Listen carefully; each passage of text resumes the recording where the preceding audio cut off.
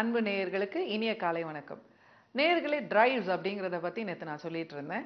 5 விதமான டிரைவ்ஸ் வந்து நம்மளுடைய நோக்கத்தை வந்து உருவாக்குது. அதுதான் வந்து நோக்கம், நம்மளோட மோட்டிவ், நம்மளுடைய very big purpose in life. That is நம்ம எதுக்காக வாழறோம் அப்படிங்கிறதே வந்து உருவாக்குது. ஒரு எந்த இப்போ நம்ம வந்து கதைகள் அப்படின்னு பார்த்தோம்னா பல வகைப்படுத்துவோம். ரொமான்ஸ் கதை, த்ரில்லர் கதை, இந்த மாதிரி வந்து சயின்டிஃபிக் ஃபிக்ஷன், இந்த மாதிரிலாம் ஃபஸ்ட்டு ஒரு வேர்ட் கொடுப்போம் இல்லையா? அதை மாதிரி தான் நம்ம எந்திரங்கள், மனித எந்திரங்கள்லையும் இவங்களோட நோக்கம், இவங்க உருவாக்கப்பட்டது இதற்காக இதற்காக அப்படின்னு நமக்குள்ள வந்து ஃபஸ்ட்டு அதை வகைப்படுத்திக்கலாம். அந்த வகையில் பார்த்தீங்கன்னா பல பேர் வாழ்க்கையில் கடைசி வரைக்கும் வந்து அந்த பணம் சம்பாதிப்பதில் மட்டுமே அவங்களுக்கு வந்து ஒரு இன்ட்ரெஸ்ட் இருக்கும். ஏதாவது ஒன்று செஞ்சோம்னா அதுக்கு காசு கிடைக்குதுன்னா அதுதான் அவங்களுக்கு வந்து இன்பம் தருவதாக இருக்கும், அதுதான் அவங்களுக்கு தேவையானதாக இருக்கும். மற்றவங்களும் வந்து அவங்கள வந்து அந்த தேவைக்காக மட்டுமே அடையாளம் கண்டிருப்பாங்க.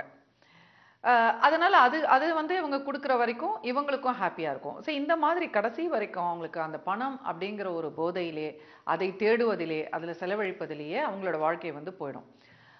அது வந்து அவங்களுக்கு ஆத்மாத்மாக அதுதான் அவங்களுக்கு வேண்டி இருந்தது அப்படிங்கிற பொழுது அவங்க செய்யக்கூடிய தொழில் அது தருவதாக இருந்ததுன்னா அப்போ அவங்களுக்கு வந்து எந்த விதமான கான்ஃப்ளிக்ஸுமே இருக்காது. சப்போஸ் அவங்களோட ஆழ்மனதில் வந்து நிறைய தொண்டு செய்யணும், ஏழை எளியவர்களுக்கெல்லாம் நிறைய இது பண்ணணும், யாராவது துன்பப்பட்டாங்கன்னா உடனே அவங்களுக்கு உதவி செய்யணும் அப்படின்னு ஒரு நோக்கம் இருக்குன்னு வைங்க. ஆனால் சந்தர்ப்ப சூழ்நிலையில் அவங்க வந்து ஒரு பணம் ஈட்டும் ஒரு துறையில் போயிட்டாங்கன்னு வைங்க. ஸோ ஒரு மருத்துவராக ஒரு பெரிய ஒரு ஹாஸ்பிட்டலில் போய் வேலை செய்துடுறாங்க.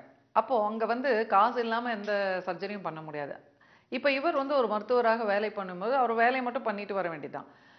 ஸோ அப்போ வந்து அவர் தினந்தோறும் வந்து பல பேர் துன்பப்படுவது, காசு இல்லாமல் வந்து இந்த மாதிரி செயல்கள்லாம் பார்க்கும் பொழுதெல்லாம் அவருக்கு மனசு வந்து வேதனைப்படும், ஏதாவது ஒரு குற்ற உணர்வு தோணும். ஸோ அப்போ கடைசியில் வந்து அவருக்கு என்னதான் பணம் சம்பாரிச்சு புகழெலாம் சம்பாரிச்சு இருந்தால் கூட எங்கேயோ நம்ம வந்து தவறு பண்ணிட்டோம், இல்லை நம்ம சரியாக வாழலை அப்படிங்கிற ஒரு எண்ணம் கூடவே ஓடிக்கிட்டே இருக்கும். ஸோ அந்த திருப்தி இல்லாமல் போகிறதுக்கு இதுதான் காரணம். அப்போ வெளிப்படையாக பார்க்கும்பொழுது எல்லாரும் சொல்லுவாங்க, இவருக்கு என்ன குறைச்சல், எக்கச்சக்கமாக பணம் இருக்குது, எல்லாம் இருக்குது, புகழ் இருக்குது, சொந்த பந்தங்கள் இருக்குது, எல்லாம் அப்ரிஷியேட் பண்ணுறாங்க. ஆனால் இருந்தாலும் ஏன் இவர் வந்து நிம்மதி இல்லை நிம்மதி இல்லைங்கிறாரு? சில பேர் வந்து நிம்மதி இல்லைன்னு சொல்லிட்டு என்னென்னவோ பண்ணுவாங்க, மெடிடேஷன் பண்ணுவாங்க, ஆன்மீகம் போவாங்க, இதெல்லாம் நிறைய பண்ணுவாங்க. பட் இருந்தாலும் வந்து நிம்மதி இல்லைன்னு சொல்லுவாங்க. அதுக்கு காரணம் என்னன்னாக்கா அவங்களோட நோக்கத்துக்கும் அவங்க செய்த செயலில் வரக்கூடிய அவுட்புட்டுக்கும் பொருத்தம் இல்லாத இருக்கலாம். ஸோ இதனால தான் வந்து சில நேரங்களில் நம்மளுக்கு மனசு நிம்மதியும் இல்லாமல் போயிடுது. அடுத்தது பார்த்தீங்கன்னா பல நேரங்களில் சில பேர் ரொம்ப குறியாக இருப்பாங்க. தட் இஸ், என்னோட நோக்கம் இதுதான், அதனால எனக்கு இதுதான் வேணும், எனக்கு வந்து சாக்ரிஃபைஸ் தான் பண்ணணும், எனக்கு வந்து எல்லாருக்கும் தொண்டு தான் செய்யணும் அப்படின்னு இருக்கிறவங்களுக்கு பார்த்தீங்கன்னா ரொம்ப அவங்க ஸ்ட்ராங்காக இருக்கும்போது என்ன ஆகும்னா அவங்களுக்கு வந்து அவங்களோட புத்திசாலித்தனத்தினால, அவங்களோட திறமையினால பணம் சம்பாதிக்கக்கூடிய வாய்ப்புகள் கூட வரும். ஆனால் எங்கேயோ கை தவறி போயிடும். அப்போ பார்க்கும்பொழுது என்னடா இது, என்னோட படிப்புக்கும் என்னோட இதுக்கும் வந்து என்னால் பணமே சம்பாதிக்க முடியல. இதே பார்த்தீங்கன்னா சின்னதாக ஒரு டிகிரி பண்ணிவிட்டு அவன் என்னடான்னா கொள்ள பணம் சம்பாதிக்கிறான், நான் எவ்வளோ படிச்சுட்டேன் எவ்வளோ பண்ணிட்டேன் ஆனால் என்னால் பணமே சம்பாதிக்க முடியலையே அப்படின்னு அவங்க வந்து பேசிகிட்டே இருப்பாங்க. இதற்கும் காரணம் என்னன்னு பார்த்தீங்கன்னா அங்கே அந்த கான்ஃப்ளிக்ஸ் தான். ஸோ ஜோசியர்கள் இதில் வந்து வேறு விதமாக சொல்லுவாங்க. அவங்க வந்து ஏதோ ஒரு கிரகம் இருக்குது, அந்த கிரகம் வந்து உங்களுக்கு இந்த இடத்துல இருந்ததுன்னா உங்களுக்கு வர வேண்டிய பணம்லாம் வராமல் தடுக்கும், கொடுக்க விடாமல் பண்ணும், நீங்கள் இந்த கல் போட்டிங்கன்னா சரியாயிடும் அப்படின்னு எல்லாம் கூட நிறைய அஸ்ட்ராலஜர் சொல்கிறாங்க. நான் நிறைய கேட்டிருக்கேன். ஸோ அதை பார்த்த உடனே நான் வந்து இந்த பொருத்தத்தை யோசித்து பார்ப்பேன். ஏன்னா உளவியல் ரீதியாக இது ஒரு உண்மை தான், இது வந்து ஒரு அறிவியல் உண்மை. நிறைய பேர் வந்து இதில் வந்து கருத்துக்கள்லாம் கொடுத்துருக்காங்க. சைக்காலஜிஸ்ட் நிறைய ரிசர்ச் பேப்பர்லாம் பண்ணியிருக்காங்க, இந்த டிரைவ்ஸுக்கும் இந்த கோல்ஸுக்கும் என்ன கனெக்ஷன் இருக்குன்னு. இதெல்லாம் நம்மளுடைய அறிவுக்கு வந்து புலப்படாமல் இருக்கலாம். இன்னொன்று வந்து நம்ம எவிடென்ஷியலாக நம்மளால வந்து ப்ரூவ் பண்ண முடியாதா இருக்கும். ஆனால் இதெல்லாம் வந்து ஒரு உண்மை இருக்குது. ஸோ இதையெல்லாம் புரிஞ்சுக்கிட்டோம்னாக்கா நம்ம வந்து கொஞ்சம் பெட்டர் கிளாரிட்டியோட ஒர்க் பண்ணலாம். அப்படி ஒர்க் பண்ண முடியலன்னா கூட நமக்கு என்ன நடக்குதோ அதை ஏற்றுக்கக்கூடிய மனசு வந்துடும். அதாவது கீதையில் சொல்கிறாங்கல்ல இல்லையா, எது நடந்ததோ அது நன்றாகவே நடந்தது, எது நடக்கிறதோ அது நன்றாகவே நடக்கிறதுன்னு சொல்கிறாங்கல்ல. இதை எப்படி மேடம் அக்செப்ட் பண்ணிக்க முடியும், இதை எப்படி நடைமுறைக்கு வரும், இதை போய் சொல்லிட்டாங்களே அப்படின்னு சொல்லிட்டு பல பேர் கேட்பாங்க, இதை ஃபாலோ பண்ணவே முடியல அப்படின்னுட்டு. ஸோ இதை யாரால் ஃபாலோ பண்ண முடியும்னா இந்த மாதிரி ஒரு ஆழ்ந்த சிந்தனை இதையெல்லாம் புரிஞ்சுக்கிடும்போது அப்ப நம்மளோட சூட்சும அறிவுக்கு புரியாதது பலது இருந்தாலும் அதை வந்து ஏத்துக்கக்கூடிய மனப்பான்மை நமக்கு வந்துடும். எப்படி இப்போ வந்து ஒரு மொபைல் டெக்னாலஜி வந்து நமக்கு சுத்தமா புரியாது. அது எப்படிதான் அந்த நம்பர் போட்டவுடனே எங்கேயோ உலகத்துல உட்கார்ந்துட்டு இருக்கவங்களோட கனெக்ட் ஆகுது, ஒரு நம்பர் மாறினா இன்னொருத்தருக்கு கனெக்ட் ஆகுது, அதெல்லாம் வந்து ஒரு பாமரனுக்கு புரியாது எக்ஸ்பிளைன் பண்ணா கூட. ஆனா நம்ம ஏத்துக்கிறோமா இல்லையா? அது மாதிரி நம்ம சில விதிகளை வந்து ஆன்மீக விதிகளும் நம்ம வந்து யோசிக்க ஆரம்பிப்போம். ஸோ இதை வந்து மூடத்தனம்னு சொல்ல முடியாது. இந்த மாதிரி சிந்திப்பது வந்து மூடத்தனமே கிடையாது. இந்த மாதிரி பிரபஞ்சத்தை பத்தி சிந்திப்பது, ஆற்றலை பத்தி சிந்திப்பது, அதனோட செயல்பாடு பத்தி சிந்திப்பது, அதுல ஏதாவது ஆக்கம் இருக்கான்னு பார்க்கறது இதெல்லாம் வந்து மூடத்தனம் சொல்ல முடியாது.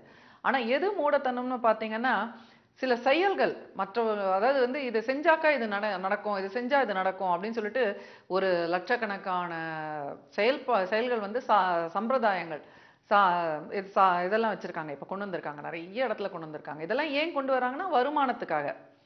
ஒரு கோயில் நடக்கணும், அந்த கோயில்ல வேலை செய்யறவங்க எல்லாம் வந்து சம்பளம் கொடுக்கணும், அந்த வரப்போக இருக்கிற பப்ளிக்கு வந்து எவ்வளவோ அம்யூனிட்டிஸ் நம்ம ப்ரொவைட் பண்ணணும். அப்ப அதுக்கெல்லாம் எங்க போறது சொல்லுங்க? ஸோ அந்த மாதிரி வரும் பொழுது பல கோவில்கள்லயும் சரி, இன்னைக்கு வந்து பல விதமான இந்த விளக்கு பூஜை பண்ணாக்கா இது நல்லது, இந்த அர்ச்சனை பண்ணா நல்லது, இந்த விளக்கு ஏத்தினா நல்லது, இதுக்கு இத்தனை கட்டணம், அத மாதிரிலாம் வச்சிருக்காங்க. பட் இதெல்லாம் அடிப்படையில பார்த்தீங்கன்னா வருமானம் வருவதற்காக தான். ஆனா இதெல்லாம் வந்து ஆரம்பத்துல ஒரு வேதத்துல இதெல்லாம் சொல்லியிருக்காங்கன்னா, இந்த சாஸ்திரங்கள்லாம் எதுலையுமே இதெல்லாம் வந்து இந்த இந்த செயல்பாடுகள்லாம் வந்து குறிப்பிடப்படவே இல்லை. செயல்பாடுகள்லாம் வந்து சமூகத்தினால, மக்களால தோற்றுவிக்கப்படுவது. அது அப்படியே அந்த இதுல வந்து சனாதன தர்மத்துல அதுதான் நம்மளோட வாழ்வியல். அப்படியே யார் யார் என்னென்ன பண்றாங்களோ அது பெரிதளவுல பண்ணும்பொழுது அது பாப்புலர் ஆகி அது ஒண்ணு ரிச்சுவலா ஆட் ஆயிடும்.